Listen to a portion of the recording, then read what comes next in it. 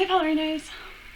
Let's talk goals. I know for some of you it probably feels like this channel has moved to entirely talking about goals, but frankly, that's a more accurate representation of my life.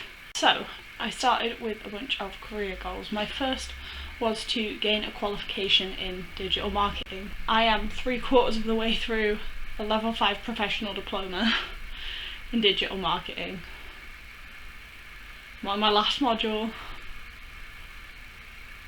Hopefully, by the end of next month, I'll have done this one. Get Google Ads certified. I'm going to be so qualified by the end of this year. I am fully Google Ads certified, so if you're looking for someone to run your Google Ad campaigns, drop me an email.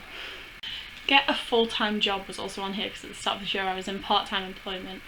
I have done this 4 separate times this year.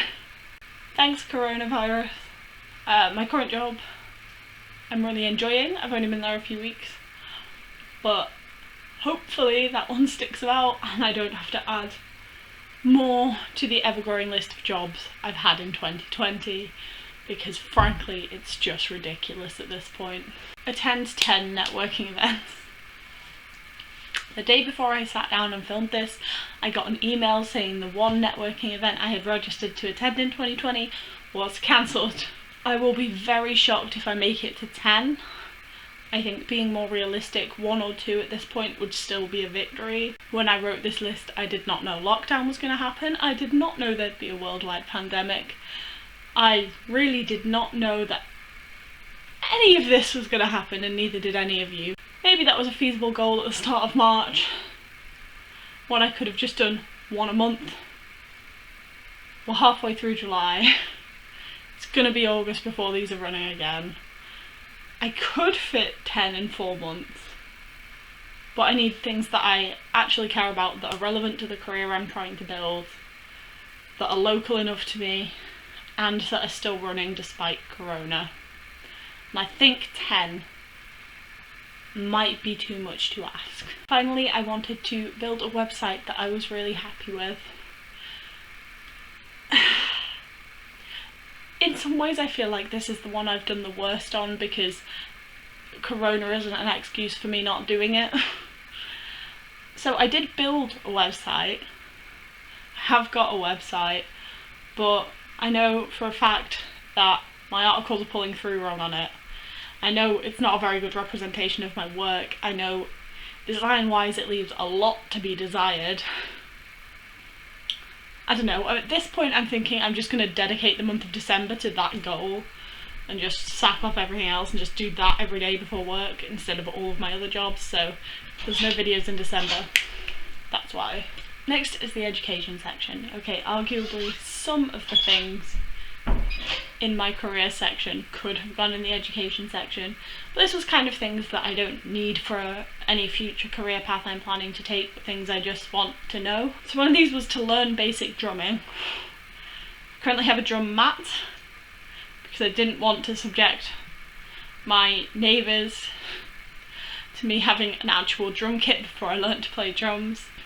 But I don't like it because it's not quite the same, like tactile wise. So I think I'm just gonna have to wait to get a drum kit. But I've learnt 1 drum beat and I'm calling it a success. Trying to get 15 minutes practicing of every week at the minute. I did miss some last week, but I missed a lot last week. You may have noticed there was no video. I wasn't well, it's a whole thing, but we're fine now. We're good, we're back on track. Gonna practice my drums this week. The other one was to start learning Python. I am currently, I think, like 60% of the way through a Code Academy course in Python. I do not think I'm competent enough to code anything of value yet, but I do understand the basic ideas and I think that's a good starting point.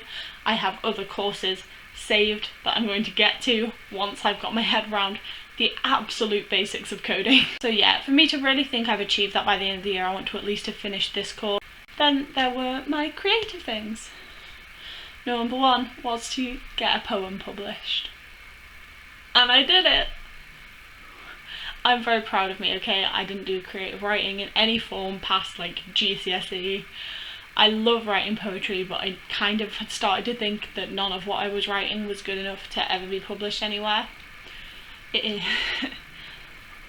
The poem is called These Leaking Walls. It is featured in the Elephant Ladder's Pride edition, which I will link in the description. I would love if you gave it a read, not just my work, but the amazing work of all the other artists in there. And yeah, I'm very proud of it. It's my baby. Eventually I will upload a video with that poem, but today I can't stand up on account of the back problems, so that's going to be shifted to another week. Number 2 was to finish editing my novel, which I also did. I finished writing this novel in like 2015. I think there are probably some old vlogs on here where I talk about it, where I read out excerpts from the original version of it. I started writing it for NaNoWriMo, I finished it a few months later, and I've been working on editing it ever since, and now it's done. And now I'm approaching publishers and literary agents, and it's scary and exciting at the same time. It's been a good year for me writing wise. And the third one was to have a video a month going up. Now, bar last week, I have been basically uploading weekly for 2 months now, which is the most consistent upload schedule I've ever had, not including VedFay, but we don't talk about VedFay. I hope I can keep this up, but as long as I am releasing at least one video every month, so one in August, September, October, November and December, I will feel like I've achieved this goal and much more. And I'm very proud, even though my channel isn't like necessarily growing and things, of the amount of content I've put out this year, despite everything. If you're wondering what I mean by everything, you clearly don't follow me on Twitter, so follow me on Twitter at bobbinsleak. And finally, I wanted to get one article published in a national publication. As you guys know, I wrote for 1080 for 3 years, and I really wanted this year to be the year where I sort of upped my journalism game and started pitching to different places. And I am pitching. Nobody's buying. Then there is travel. I wrote this just before lockdown. This travel section. The first was to explore Liverpool more, and I literally have like a colour-coded list of cool adventures I want to have here, and I've actually kind of planned a series around it.